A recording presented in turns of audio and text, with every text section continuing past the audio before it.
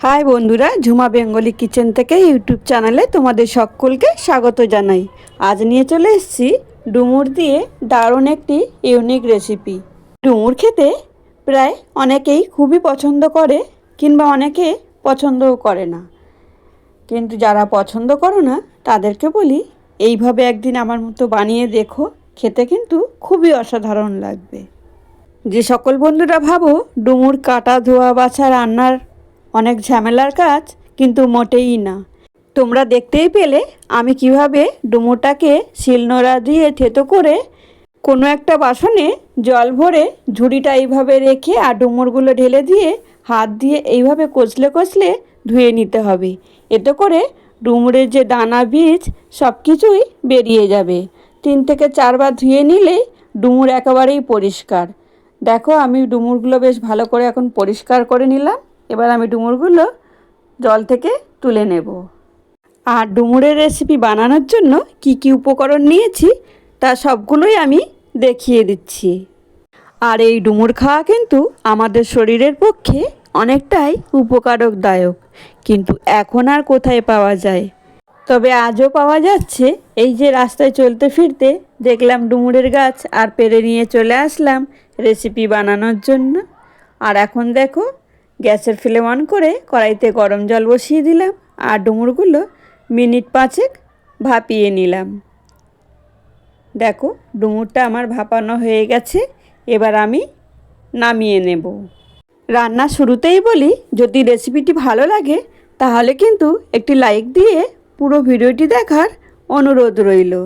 এবার ওই কড়াইতেই প্রয়োজন মতো সর্ষের তেল আমি দিয়ে দিলাম। দিয়ে কেটে রাখা পেঁয়াজ ও কেটে রাখা আলুগুলো অ্যাড করে দিলাম। দিয়ে এবার 2 থেকে 3 মিনিট নেড়ে চেড়ে ভেজে নেব। দেখো, 2 থেকে 3 মিনিট হয়ে গেল।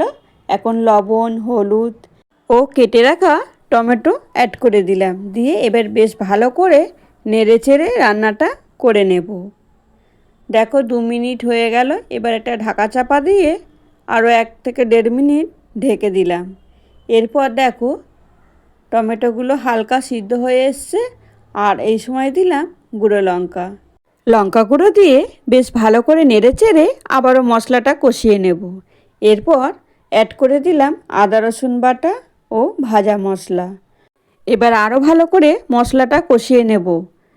যতক্ষণ না আদা রসুনের কাঁচা গন্ধটা যাচ্ছে আর মশলা থেকে তেল ছাড়ছে, ততক্ষণ মশলাটা বেশ ভালো করে কষিয়ে নিলাম। এখন সিদ্ধ করে রাখা ডুমুরগুলো অ্যাড করে দিলাম। ডুমুরগুলো অ্যাড করে দিয়ে ঠিক আবারও নেড়ে চেড়ে রান্নাটা করে নেব। ডুমুরের এই রেসিপিটি কিন্তু রুটি ভাত দুটোতেই খেতে কিন্তু খুবই অসাধারণ লাগে। তাই বলছি বন্ধুরা, অবশ্যই একদিন এইভাবে রান্না করে খেয়ে দেখো, আর কেমন লাগলো কমেন্ট করে জানিও।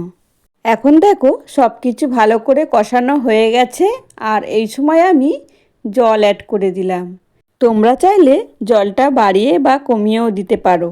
আমি এখানে মাখো মাখো টাইপের বানাবো, তার জন্য আমি জলটা কমই দিলাম, যেহেতু ডুমুরটা আমি আগেই সিদ্ধ করে নিয়েছি।